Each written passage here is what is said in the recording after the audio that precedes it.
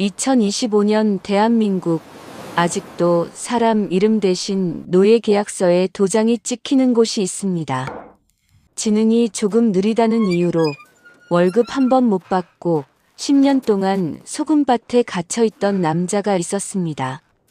그리고 그 지옥 같은 섬을 부숴버리라고 지시한 사람이 다름 아닌 대한민국 대통령이었습니다. 여러분 안녕하세요. 현무TV의 현무입니다. 본격적인 이야기 시작하기 전에 구독과 좋아요 한 번만 눌러주시면 감사하겠습니다. 손가락 한 번 톡 1초도 안 걸리는데 저희에겐 정말 큰 힘이 됩니다. 오늘 이야기는 실화를 바탕으로 재구성한 것입니다. 섬 염전에서 착취당해 온 한 남성의 이야기입니다. 대통령이 이 사건을 보고받고 분노해서 특별수사팀을 꾸려 직접 구조를 지휘했습니다. 구조 이후 미국 대통령까지 정상회담에서 한국의 인권 리더십을 칭찬하는 일이 벌어졌습니다.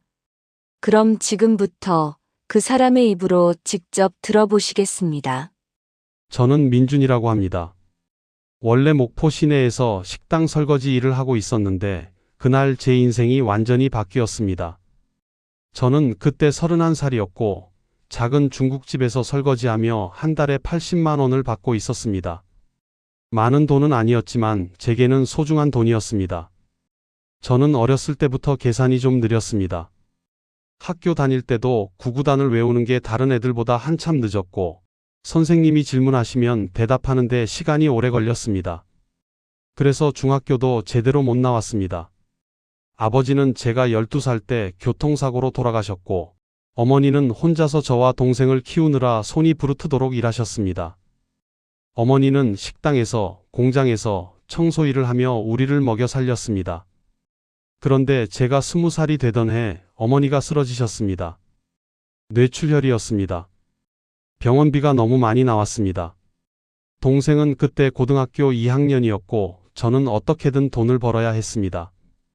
그렇게 여기저기서 일을 했습니다. 공사장에서 잡부로 일하기도 했고 식당에서 설거지도 했고 새벽 시장에서 짐을 나르기도 했습니다.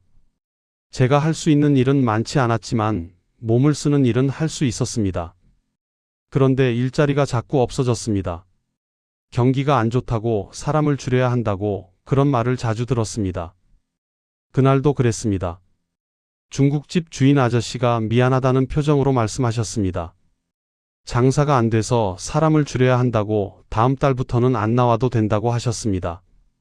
저는 멍하니 서 있었습니다.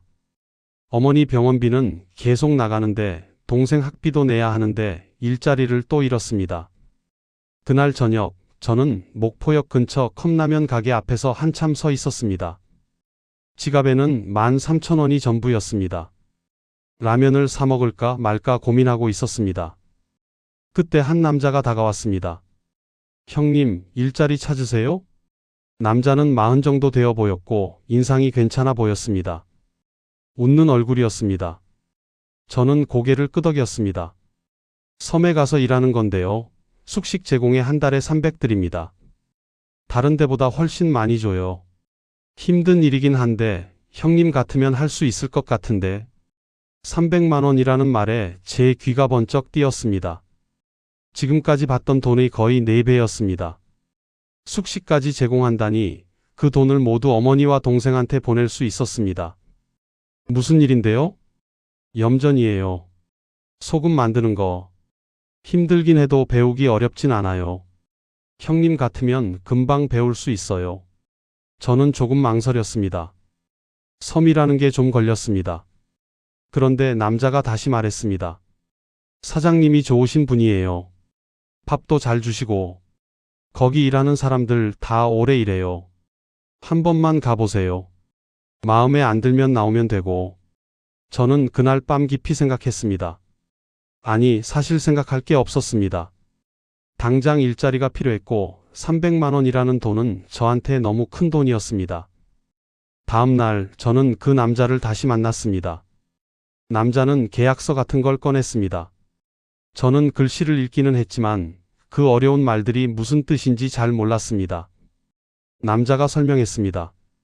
여기 사인하시면 돼요. 일하는 조건이랑 월급 이런 거 적혀 있어요. 저는 사인을 했습니다. 제 도장도 찍었습니다. 남자가 웃으면서 말했습니다. 좋아요. 내일 아침 7시에 여기서 만나요. 제가 섬까지 데려다 드릴게요. 그날 밤 저는 동생한테 전화했습니다. 나 일자리 구했어. 섬에 가서 일하는 건데 돈 많이 준대. 한 달에 300씩? 너 학비 걱정하지 마. 엄마 병원비도 내가 다 보낼게. 동생이 걱정하는 목소리로 물었습니다. 오빠, 그런데 괜찮아? 무슨 섬인데? 괜찮을 거야. 걱정하지 마. 다음 날 아침 저는 가방 하나를 들고 그 남자를 만났습니다. 가방 안에는 옷 몇 벌과 어머니 사진이 전부였습니다. 남자는 차를 몰고 항구로 갔습니다. 작은 배가 기다리고 있었습니다. 배에는 저 말고도 2명이 더 타고 있었습니다.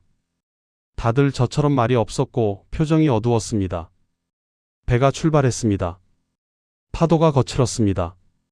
배가 심하게 흔들렸고 저는 속이 메스꺼웠습니다. 1시간쯤 갔을까요? 멀리 섬이 보였습니다. 청학도라고 했습니다. 섬은 생각보다 작았습니다. 산도 별로 없고 그냥 평평한 땅에 하얀 염전만 넓게 펼쳐져 있었습니다. 배에서 내렸을 때 저는 이상한 느낌이 들었습니다. 뭔가 잘못됐다는 느낌이었습니다. 공기가 무거웠습니다. 주변이 너무 조용했습니다. 사람 사는 냄새가 안 났습니다. 그냥 소금 냄새와 바다 냄새만 났습니다. 남자가 우리를 데리고 걸어갔습니다. 염전 옆에 낡은 컨테이너 같은 건물이 있었습니다. 거기가 우리가 잠잘 곳이라고 했습니다. 안으로 들어가니 좁은 방에 2층 침대 2개가 전부였습니다. 이불은 때가 새까맣게 묻어 있었고 냄새가 심했습니다. 짐 풀고 나오세요. 사장님이 기다리세요. 저는 가방을 침대 위에 올려놓고 밖으로 나갔습니다. 마당 같은 곳에 남자 한 명이 서 있었습니다. 50 중반쯤 되어 보이는 사람이었습니다. 얼굴이 시커멓게 그을렸고 눈빛이 날카로웠습니다. 새로 온 놈들이냐? 목소리가 거칠었습니다. 저는 긴장했습니다. 네, 안녕하십니까? 저는 말 많이 하지 마. 여기서는 일만 하면 돼. 휴대폰 다 내놔. 네? 휴대폰이요? 말 안 통해? 휴대폰 내놓으라고.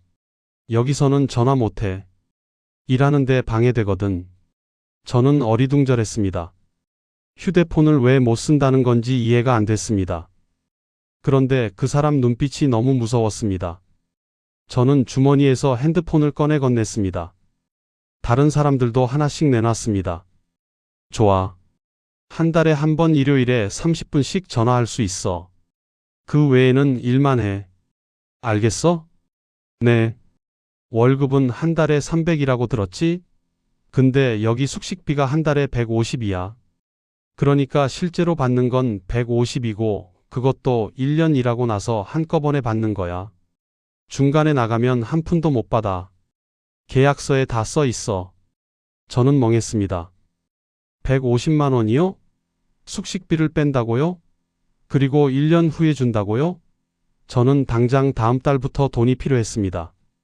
어머니 병원비를 내야 했고 동생 학비도 내야 했습니다. 그런데 저는 매달 돈을 받아야 하는데. 그 순간 그 사람이 저한테 다가왔습니다. 그리고 제 멱살을 잡았습니다. 뭐? 네가 여기 와서 조건을 달아? 싫으면 나가. 근데 여기 들어오는 데 든 비용이랑 계약 위반금 300만 원 내고 나가야 돼. 300만 원이요? 계약서에 다 있어. 네가 도장 찍었잖아. 저는 그제야 깨달았습니다. 제가 완전히 속았다는 걸. 그런데 이미 늦었습니다. 저는 여기에 갇혔습니다. 300만 원 같은 돈은 제게 없었습니다. 나갈 수도 없었습니다. 배는 하루에 한 번 오는데 그것도 사장님이 부르지 않으면 안 온다고 했습니다. 그날 저녁 저는 컨테이너 방에 누워 있었습니다. 천장을 보고 있었는데 눈물이 났습니다. 저는 어떻게 된 건지 이해할 수가 없었습니다. 그냥 일자리를 구하려고 했을 뿐인데 어떻게 이렇게 됐는지. 옆 침대에서 누군가 말했습니다. 형은 처음이지? 네. 나는 여기 온 지 5년 됐어. 처음에 나도 형처럼 속았어. 도망가려고 했는데 잡혔어. 그때 맞았어. 진짜 많이. 그 뒤로는 그냥 이랬어. 나갈 수가 없더라고. 5년이나요? 그럼 돈은요? 돈? 없어. 한 푼도 못 받았어. 사장이 맨날 나중에 준다고만 해. 근데 안 줘. 여기 있는 사람들 다 똑같아. 저는 온몸이 얼어붙는 것 같았습니다. 5년 동안 한 푼도 못 받았다고요? 그럼 저도 그렇게 되는 건가요? 도망갈 수는 없어요? 바다야. 배 없으면 못 나가. 헤엄쳐서 간다고? 불가능해. 여기서 육지까지 너무 멀어. 중간에 조류도 세고. 전에 한 사람이 헤엄쳐서 나가려다 죽었어. 시체도 못 찾았대. 그 말을 듣고 저는 더 이상 말을 할 수가 없었습니다. 저는 이불을 뒤집어 쓰고 소리 없이 울었습니다. 어머니 생각이 났습니다. 동생 생각이 났습니다. 저한테 돈이 안 들어오면 어머니 병원비는 누가 내나요? 동생은 학교를 그만둬야 하나요? 다음 날 새벽 4시에 깨워졌습니다. 밖에서 고함 소리가 들렸습니다. 일어나. 일 나가야지. 저는 비틀거리며 일어났습니다. 밖으로 나가니 아직 캄캄했습니다. 별만 가득했습니다. 차가운 바람이 불었습니다. 다른 사람들이 하나둘 나왔습니다. 모두 10명 정도였습니다. 다들 눈이 풀려 있었고 어깨가 축 처져 있었습니다. 저기 대야 들고 가서 소금 퍼 담아. 해 뜨기 전에 밭 하나는 다 해야 돼. 관리인이라고 불리는 남자가 소리쳤습니다. 그 남자는 사장보다 더 무서웠습니다. 손에는 항상 회초리 같은 걸 들고 다녔습니다. 저는 대야를 들고 염전으로 갔습니다.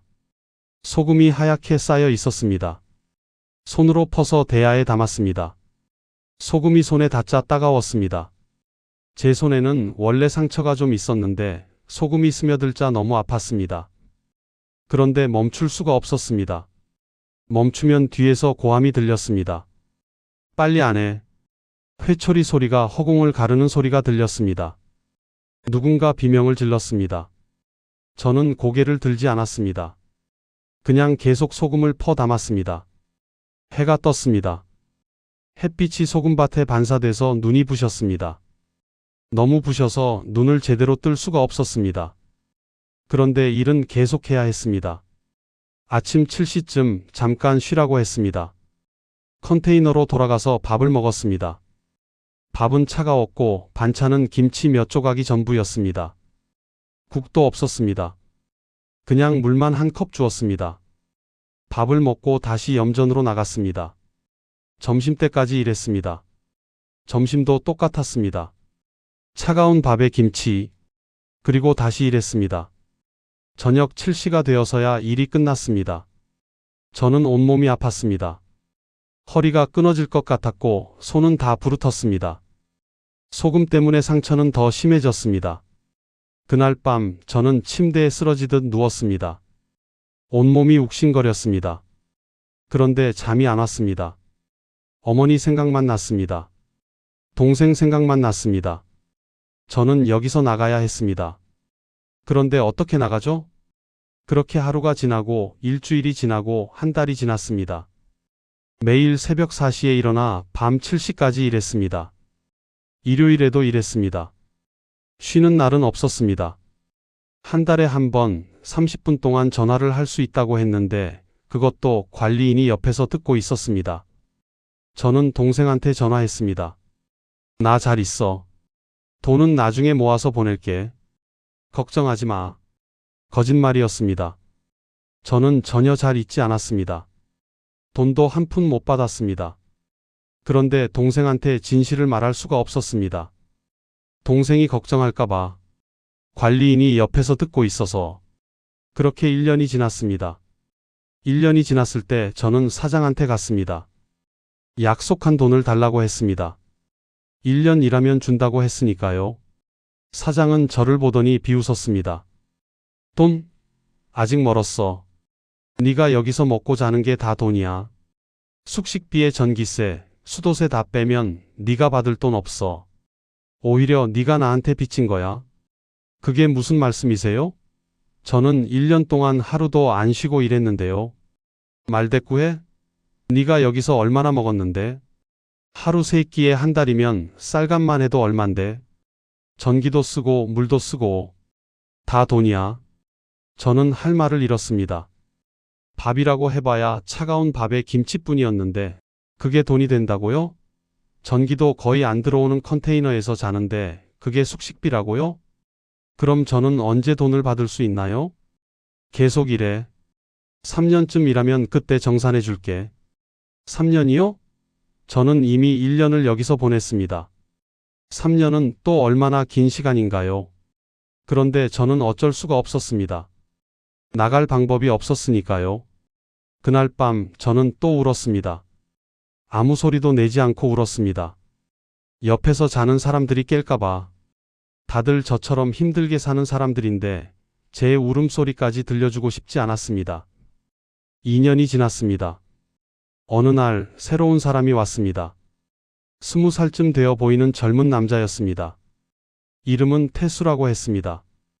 태수는 저보다 더 어려 보였습니다. 말도 어눌했습니다. 저처럼 지능이 좀 느린 사람이었습니다. 태수는 첫날부터 울었습니다. 엄마를 찾으면서 울었습니다. 관리인이 회초리로 때렸습니다. 그래도 태수는 울음을 멈추지 않았습니다. 저는 그날 밤 태수 옆에 앉았습니다. 이름이 태수라고 했지? 네. 여기 어떻게 오게 됐어? 길에서. 아저씨가 일자리 준다고 해서. 엄마가 아픈데 돈이 필요해서. 저와 똑같았습니다. 다 똑같은 방법으로 속아서 온 사람들이었습니다. 가난하고 배우지 못하고 판단이 느린 사람들을, 그런 사람들을 골라서 데려온 거였습니다. 태수야, 여기서는 울면 안 돼. 울면 맞아. 그냥 참아야 돼. 형, 저 나가고 싶어요. 엄마한테 가고 싶어요. 나도 그래. 근데 지금은 방법이 없어. 조금만 참자. 우리 기회를 봐야 돼. 기회라는 게 올까요? 저는 이미 2년을 여기서 보냈는데 기회 같은 건 한 번도 오지 않았습니다. 그런데 태수한테 희망을 주고 싶었습니다. 그 어린 친구가 너무 불쌍했으니까요. 3년이 지났습니다. 저는 다시 사장한테 갔습니다. 3년 일했으니 이제 돈을 달라고 했습니다. 사장은 또 웃었습니다. 야, 너 계산 못하냐? 3년 동안 숙식비가 얼만데? 네가 받을 돈 없어. 계속 일해. 5년은 해야 본전이야. 저는 그때 깨달았습니다. 이 사람들은 절대로 돈을 주지 않을 거라는 걸. 5년이 지나면 10년이라고 할 것이고 10년이 지나면 또 다른 핑계를 댈 거라는 걸. 저는 여기서 평생 일하다 죽을 수도 있다는 생각이 들었습니다. 그날 이후로 저는 달라졌습니다. 처음에는 희망이 있었습니다. 언젠가 나갈 수 있을 거라는, 돈을 받을 수 있을 거라는 희망. 그런데 이제는 그런 게 없었습니다. 저는 그냥 기계처럼 일했습니다. 아침에 일어나서 소금을 퍼 담고 밥을 먹고 또 소금을 퍼 담고 잠들고 매일 똑같았습니다. 가끔 TV를 볼 수 있었습니다. 사장 집 거실에 TV가 있었는데 일요일 저녁에 1시간 정도 볼 수 있었습니다. 뉴스가 나왔습니다. 대통령이 연설하는 장면이 나왔습니다. 우리 사회에서 가장 약한 사람들을 보호하겠습니다. 인권은 협상의 대상이 아닙니다. 저는 그 말을 들으면서 씁쓸하게 웃었습니다. 약한 사람들을 보호한다고요? 저는 지금 이 순간에도 노예처럼 살고 있는데요. 대통령은 저 같은 사람이 존재한다는 것도 모를 겁니다. 청학도라는 섬이 있다는 것도 모를 겁니다. 5년이 지났습니다. 어느 날 경찰이 왔습니다. 저는 가슴이 뛰었습니다. 드디어 구조될 수 있을까요? 경찰차가 염전 앞에 섰습니다. 경찰 2명이 내렸습니다. 사장이 나가서 경찰을 맞았습니다. 저는 멀리서 지켜봤습니다. 사장과 경찰이 웃으면서 이야기했습니다. 담배를 함께 피우고 어깨를 두드리고 그러고는 경찰이 그냥 갔습니다. 저를 쳐다보지도 않았습니다. 다른 사람들을 쳐다보지도 않았습니다. 그냥 사장하고 이야기하고 웃고 갔습니다. 저는 그날 모든 희망을 버렸습니다. 경찰도 우리를 도와주지 않는다는 걸 알았습니다. 사장과 경찰이 아는 사이라는 걸 알았습니다. 이 섬에서는 사장이 왕이었습니다. 누구도 사장을 건드리지 못했습니다. 8년이 지났습니다. 저는 이제 40살이었습니다. 머리에는 흰머리가 섞였고 허리는 항상 아팠습니다. 손은 굳은 살로 뒤덮였고 피부는 햇빛에 타서 시커멓게 변했습니다. 거울을 본 적이 오래됐지만 제가 어떻게 생겼는지 알 수 있었습니다. 늙고 지치고 부서진 사람의 얼굴일 겁니다. 태수는 이제 28살이었습니다. 태수도 많이 변했습니다. 처음 왔을 때는 그래도 말을 하고 웃기도 했는데 이제는 거의 말을 안 했습니다. 눈빛도 흐려졌습니다.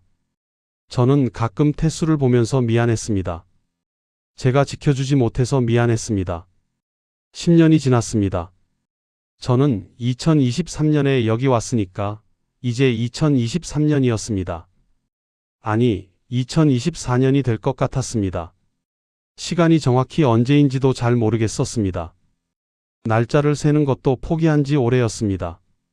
그해 가을이었습니다. 어느 날 오후 택배기사가 왔습니다. 섬에는 가끔 택배가 왔습니다. 사장 집으로 오는 택배였습니다. 택배기사는 젊은 남자였습니다. 처음 보는 얼굴이었습니다. 저는 그때 사장 집 앞 마당에서 일하고 있었습니다. 장작을 패고 있었습니다. 택배기사가 짐을 내리다가 저를 봤습니다. 눈이 마주쳤습니다. 택배기사의 눈에 뭔가 이상하다는 표정이 스쳤습니다. 저는 그 순간 갑자기 눈물이 났습니다. 왜 눈물이 났는지 모르겠습니다.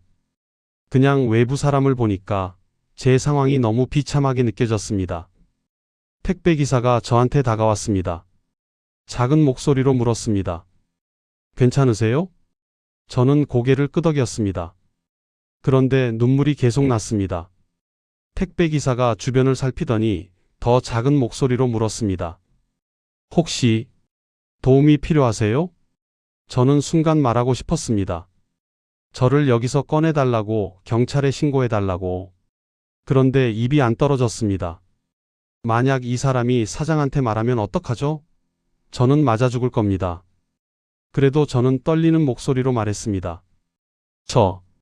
여기서 나가고 싶어요. 제 목소리는 거의 속삭임이었습니다. 택배기사가 놀란 표정으로 저를 봤습니다. 그때 사장이 나왔습니다. 뭐 하는 거야? 빨리 일해.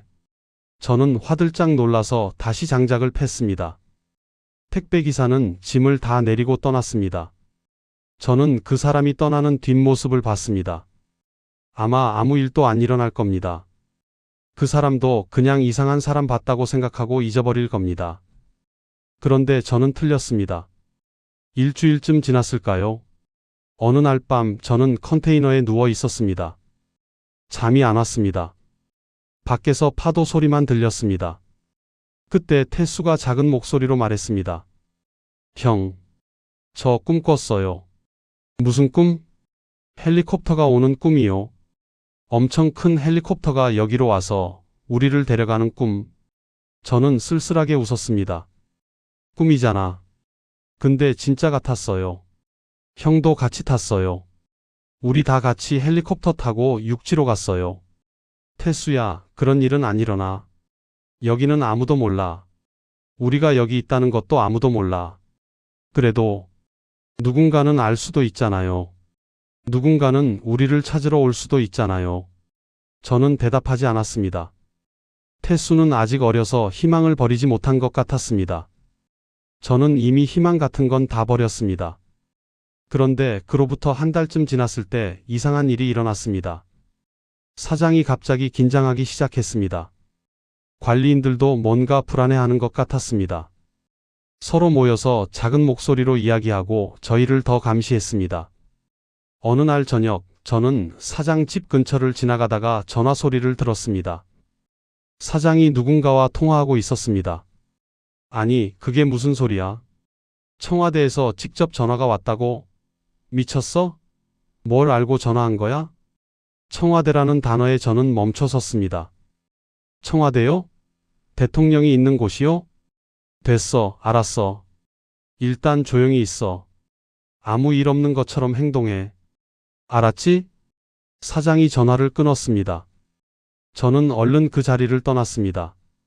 가슴이 두근거렸습니다. 청와대에서 전화가 왔다고요? 무슨 일이 일어나고 있는 건가요? 그날 밤 저는 태수한테 말했습니다. 태수야, 뭔가 이상해. 사장이 긴장하고 있어. 왜요? 잘 모르겠어. 근데 청와대에서 전화가 왔다는 말을 들었어. 태수의 눈이 커졌습니다. 진짜요? 그럼 우리를 구하러 오는 건가요? 모르겠어. 그냥 조금만 기다려보자. 저는 그렇게 말했지만 사실 저도 믿기지 않았습니다. 청와대에서 저희를 알고 있을까요? 대통령이 저희 이야기를 들었을까요? 그럴 리가 없었습니다. 그런데 이틀 뒤 모든 것이 바뀌었습니다. 그날은 2025년 1월 10일이었습니다. 정확한 날짜는 나중에 알게 됐습니다. 그날 새벽 저는 평소처럼 4시에 깼습니다. 아니, 깨워졌습니다. 그런데 뭔가 이상했습니다. 밖이 시끄러웠습니다. 관리인의 목소리가 들렸습니다. 다급한 목소리였습니다. 빨리 나와. 다 나와. 저는 얼른 밖으로 나갔습니다. 다른 사람들도 나왔습니다. 밖은 아직 어두웠습니다. 그런데 멀리서 불빛이 보였습니다. 그리고 소리가 들렸습니다. 헬리콥터 소리였습니다. 저는 멍하니 하늘을 봤습니다. 정말로 헬리콥터가 오고 있었습니다. 한 대가 아니었습니다. 2대, 3대. 불빛이 점점 가까워졌습니다. 그리고 바다 쪽에서 배 엔진 소리가 들렸습니다. 사장이 컨테이너에서 뛰쳐나왔습니다. 얼굴이 새하얗게 질려 있었습니다. 이 새끼들, 누가 신고했어? 누가? 관리인들도 당황해서 이리저리 뛰어다녔습니다. 그런데 이미 늦었습니다. 헬리콥터가 염전 위로 내려왔습니다. 바람이 거세게 불었습니다. 소금 가루가 사방으로 날렸습니다. 헬리콥터에서 사람들이 내렸습니다. 검은 옷을 입은 사람들이었습니다. 특수부대 같았습니다. 그리고 경찰도 있었습니다. 해경도 있었습니다. 배에서도 사람들이 내렸습니다. 수십 명이 한꺼번에 몰려왔습니다. 움직이지 마. 다들 손들어. 확성기에서 목소리가 울렸습니다.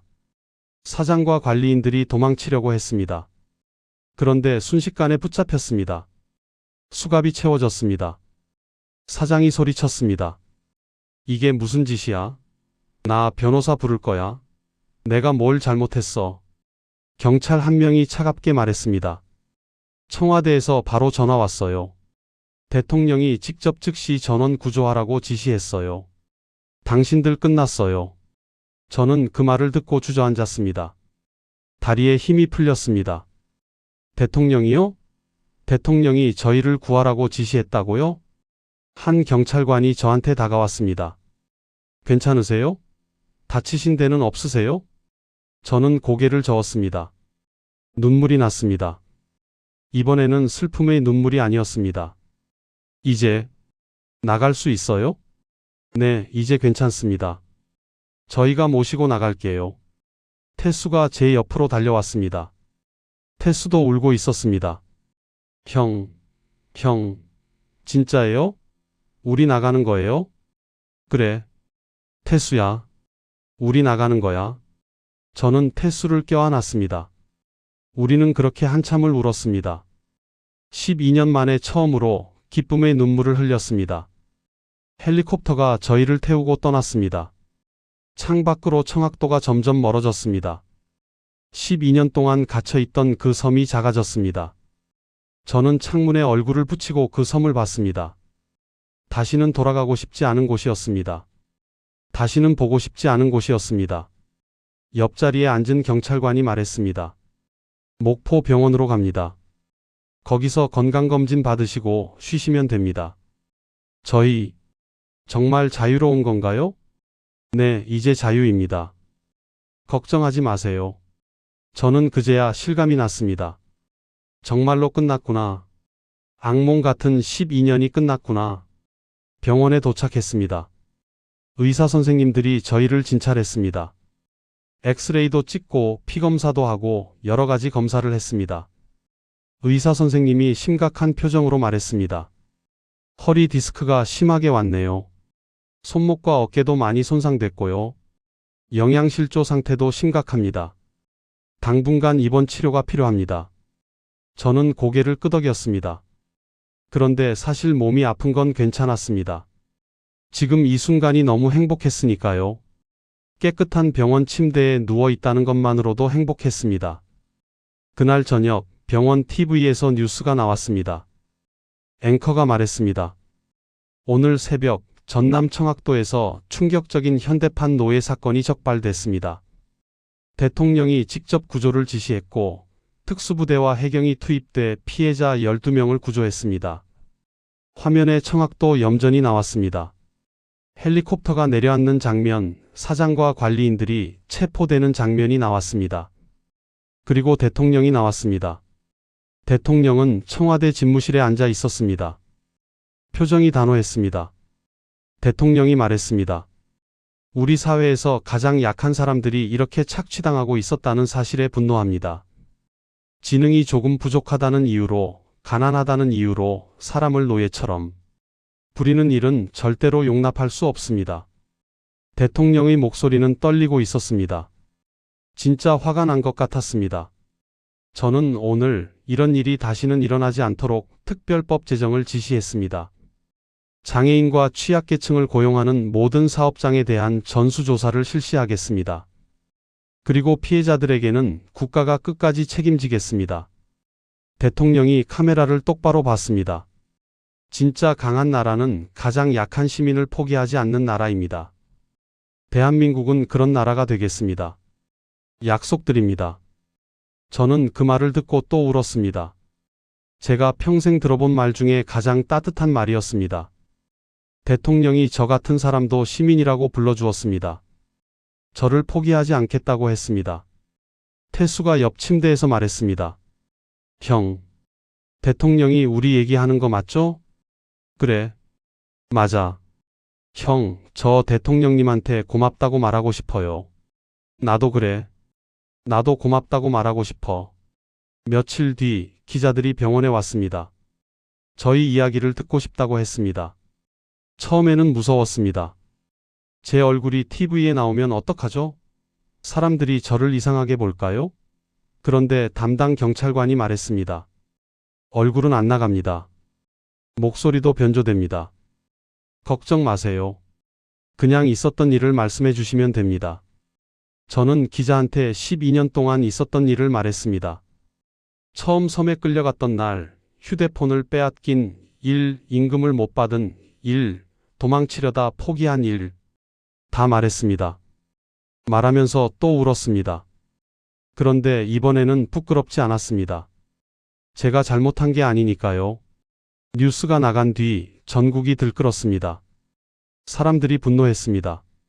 인터넷에는 댓글이 수천 개씩 달렸습니다. 이게 2025년 대한민국에서 일어난 일이라니 믿기지 않는다. 사장이랑 관리인들 무기징역 받아야 한다. 대통령이 잘했다. 이런 게 진짜 리더십이다. 저는 그 댓글들을 보면서 놀랐습니다. 사람들이 저를 욕할 줄 알았습니다. 왜 도망치지 않았냐고, 왜 신고하지 않았냐고. 그런데 아무도 그런 말을 하지 않았습니다. 다들 저를 응원했습니다. 2주쯤 지났을 때 병원에 특별한 손님이 왔습니다. 청와대 사회수석이라고 했습니다. 양복을 입은 점잖은 분이었습니다. 안녕하세요. 대통령님께서 직접 안부를 전해달라고 하셨습니다. 건강은 좀 어떠세요? 좋아지고 있습니다. 감사합니다. 대통령님께서 여러분이 앞으로 잘 살 수 있도록 국가가 끝까지 지원하라고 지시하셨습니다. 주거 지원, 의료 지원, 직업 훈련, 심리치료 다 받으실 수 있습니다. 사회수석이 봉투 하나를 건넸습니다. 그리고 이건 12년 동안 받지 못한 임금을 계산해서 국가에서 먼저 드리는 겁니다. 나중에 사장한테서 배상금을 받아내면 그건 별도로 드릴 겁니다. 저는 떨리는 손으로 봉투를 받았습니다. 안에는 통장이 들어 있었습니다. 통장을 펼쳤습니다. 숫자를 봤습니다. 4천만 원이었습니다. 저는 숨이 멎는 줄 알았습니다. 4천만 원이요? 제가 평생 본 적도 없는 돈이었습니다. 아니, 제가 12년 동안 일한 대가였습니다. 제가 받았어야 할 돈이었습니다. 이게 정말 제 돈인가요? 네, 이제 당신 돈입니다. 마음껏 쓰세요. 저는 통장을 꼭 쥐고 울었습니다. 테스도 울었습니다. 다른 피해자들도 다 울었습니다. 우리는 처음으로 제대로 된 돈을 받았습니다. 그날 저녁, 저는 동생한테 전화했습니다. 12년 만에 제대로 하는 전화였습니다. 동생이 받았습니다. 여보세요? 나야, 오빠야. 오빠? 오빠 어디 있어? 뉴스 봤어? 그게 오빠 얘기야? 동생 목소리가 떨리고 있었습니다. 응, 나야. 미안해. 그동안 연락 못해서. 오빠. 동생은 그 말만 반복했습니다. 울고 있는 것 같았습니다. 나 이제 괜찮아. 병원에서 치료받고 있어. 돈도 받았어. 엄마는? 오빠, 엄마는 5년 전에 돌아가셨어. 저는 그 말을 듣고 전화기를 떨어뜨릴 뻔했습니다. 어머니가 돌아가셨다고요? 5년 전에요? 왜 말 안 했어? 오빠가 연락이 안 됐잖아. 오빠 전화번호도 바뀌고 찾으려고 했는데 찾을 수가 없었어. 저는 주저앉았습니다. 어머니를 마지막으로 본 게 12년 전이었습니다. 병원 침대에 누워 계시던 어머니, 제 손을 잡고 민준아, 힘내라 하시던 어머니, 그게 마지막이었습니다. 오빠, 엄마가 오빠 찾으면서 돌아가셨어. 마지막까지 오빠 이름 부르면서. 저는 그날 밤 혼자 울었습니다. 소리 내서 울었습니다. 12년 동안 참았던 모든 눈물을 쏟아냈습니다. 제가 그 섬에 갇혀 있는 동안 어머니는 저를 찾으면서 돌아가셨습니다. 제가 효도도 못하고 제대로 작별 인사도 못하고 한 달쯤 지났을 때 재판이 시작됐습니다. 사장과 관리인 4명이 법정에 섰습니다. 저도 증인으로 출석했습니다. 법정에서 사장을 봤습니다. 사장은 수갑을 차고 있었습니다. 예전에 저를 때리던 그 손에 수갑이 채워져 있었습니다. 검사가 물었습니다. 피해자분 12년 동안 임금을 받은 적이 있습니까? 없습니다. 폭행을 당한 적이 있습니까? 네, 여러 번 있습니다. 도망치려고 시도한 적이 있습니까? 처음에는 생각했지만 할 수 없었습니다. 섬에서 나갈 방법이 없었습니다. 검사가 고개를 끄덕였습니다. 그리고 사장을 봤습니다. 피고는 12명의 취약계층 남성을 감금하고 임금을 주지 않고 폭행하며 12년 동안 노예처럼 부려먹었습니다. 이것은 명백한 인권 유린이며 현대판 노예제입니다. 저는 피고에게 징역 25년을 구형합니다. 방청석에서 박수 소리가 터져 나왔습니다. 판사가 망치를 두드렸습니다. 조용히 하십시오. 재판은 석 달 동안 계속됐습니다. 그리고 최종 판결이 나왔습니다. 사장은 징역 20년, 관리인들은 각각 징역 10년에서 15년을 선고받았습니다. 그리고 피해자들한테 1억 원씩 배상하라는 판결도 나왔습니다. 판결문을 읽는 판사의 목소리가 떨렸습니다. 피고들은 경제적으로 어렵고 지적으로 취약한 사람들을 악랄하게 이용했습니다. 이들은 대한민국 국민이며 보호받아야 할 시민입니다. 그러나 피고들은 이들을 사람으로 보지 않았습니다. 이는 용서받을 수 없는 범죄입니다. 저는 그 말을 들으면서 고개를 숙였습니다. 시민이라는 단어가 마음에 와닿았습니다. 저도 시민이었습니다. 저도 보호받을 권리가 있는 사람이었습니다. 판결이 나고 며칠 뒤 또 뉴스가 나왔습니다. 이번에는 외신이었습니다. 미국 CNN에서 한국의 청학도 사건을 보도했습니다. 그리고 미국 대통령이 한국 대통령한테 전화를 걸었다는 뉴스가 나왔습니다. 백악관 대변인이 브리핑에서 말했습니다. 미국 대통령은 한국 대통령에게 전화를 걸어 인권 문제에 이렇게 신속하고 단호하게 대응한 것에 깊은 존경을 표했습니다. 한국이 보여준 리더십은 전 세계의 모범이 될 것입니다. 저는 그 뉴스를 보면서 놀랐습니다. 저 먼 미국 대통령도 우리 일을 알고 있었습니다. 저희가 겪은 일이 전 세계로 퍼져나갔습니다. 그리고 한국이 그 문제를 해결한 것을 세계가 인정해 주었습니다. 3개월쯤 지났을 때 저는 재활센터로 옮겼습니다. 거기서 물리치료도 받고 심리상담도 받았습니다. 상담 선생님이 물었습니다. 민준 씨, 앞으로 뭘 하고 싶으세요? 저는 한참 생각했습니다. 저는 평생 다른 사람이 시키는 대로만 살았습니다. 제가 뭘 하고 싶은지 생각해 본 적이 없었습니다. 잘 모르겠어요. 그냥 평범하게 살고 싶어요. 평범하게요? 네. 아침에 일어나서 출근하고 일하고 저녁에 집에 가고 TV 보고 밥 먹고 그냥 그렇게 살고 싶어요. 상담 선생님이 웃었습니다. 그것도 좋은 목표예요. 그런 평범한 삶을 살 자격이 있어요. 저는 직업 훈련을 받기 시작했습니다. 제과제빵 기술을 배웠습니다. 처음에는 어려웠습니다. 계량도 해야 하고 시간도 재야 하고 그런데 선생님이 천천히 가르쳐 주었습니다. 저는 조금씩 배웠습니다. 6개월쯤 지났을 때 저는 작은 빵집에 취직했습니다. 사장님은 좋은 분이었습니다. 제 사정을 알고도 뽑아주었습니다. 민준 씨, 천천히 하세요. 실수해도 괜찮아요. 다시 하면 돼요. 첫 월급을 받았습니다. 220만 원이었습니다. 평범한 금액이었습니다. 그런데 저한테는 특별한 돈이었습니다. 제대로 일하고 받은 첫 월급이었으니까요. 저는 그 돈으로 어머니 산소에 갔습니다. 동생이 안내해 주었습니다. 어머니 묘비 앞에 섰습니다. 묘비에는 사랑하는 어머니라고 적혀 있었습니다. 저는 무릎을 꿇고 절했습니다. 엄마, 나 왔어요. 늦어서 미안해요. 엄마 마지막 못 지켜줘서 미안해요. 눈물이 났습니다. 엄마, 나 이제 괜찮아요. 일자리도 생겼어요. 돈도 벌어요. 제대로 된 사람처럼 살고 있어요. 걱정하지 마세요. 바람이 불었습니다. 어머니가 대답하는 것 같았습니다. 1년이 지났습니다. 저는 여전히 빵집에서 일하고 있었습니다. 작은 원룸에서 살았습니다. 아침에 일어나서 출근하고 빵을 만들고 저녁에 집에 왔습니다. 정말 평범한 삶이었습니다. 그런데 행복했습니다. 태수도 잘 지내고 있었습니다. 태수는 식당에 취직해서 설거지 일을 하고 있었습니다. 가끔 만나서 밥을 먹었습니다. 우리는 청학도 이야기를 하지 않았습니다. 그냥 오늘 있었던 일, 내일 할 일 이야기를 했습니다.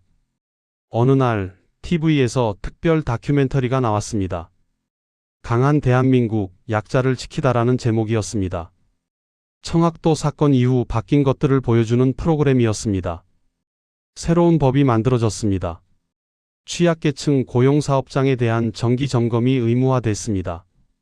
익명 신고 시스템도 만들어졌습니다. 피해자 보호시설도 확대됐습니다. 대통령이 다시 나왔습니다. 우리는 청학도에서 교훈을 얻었습니다. 강한 나라는 군사력이나 경제력만으로 만들어지지 않습니다. 가장 약한 시민을 얼마나 잘 보호하느냐로 나라의 진짜 힘이 결정됩니다. 저는 그 말을 듣고 고개를 끄덕였습니다. 맞는 말이었습니다. 우리 사회에는 아직도 도움이 필요한 분들이 많습니다. 저는 대통령으로서 그분들을 끝까지 찾아내고 보호하겠습니다. 그것이 제 의무입니다.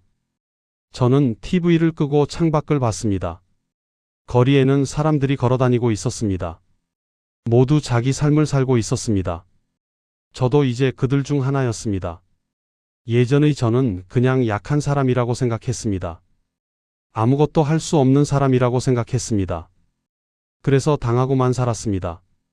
하지만 이제는 압니다. 약한 사람을 버리는 나라는 약한 나라이고 저 같은 사람도 지켜주는 나라가 진짜 강한 나라라는 것을요. 저는 이제 대한민국 시민입니다. 보호받을 권리가 있는 사람입니다. 누군가 저를 함부로 대하면 저는 이제 도움을 요청할 수 있습니다. 국가가 저를 지켜줄 거라는 걸 압니다. 그날 밤 저는 오랜만에 편하게 잤습니다.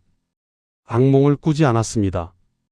아침에 눈을 떴을 때 햇빛이 창문으로 들어오고 있었습니다. 새로운 하루가 시작됐습니다.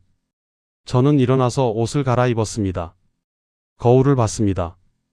거울 속의 저는 여전히 상처가 많았습니다. 그런데 눈빛이 달랐습니다. 예전처럼 죽은 눈이 아니었습니다.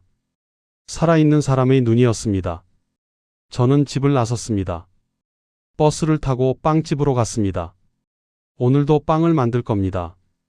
손님들한테 빵을 팔 겁니다. 저녁에 월급을 받을 겁니다. 평범한 하루입니다. 그런데 이 평범함이 저한테는 기적입니다. 12년 동안 꿈꿨던 삶입니다. 이제 저는 이 삶을 살고 있습니다. 그리고 저는 압니다.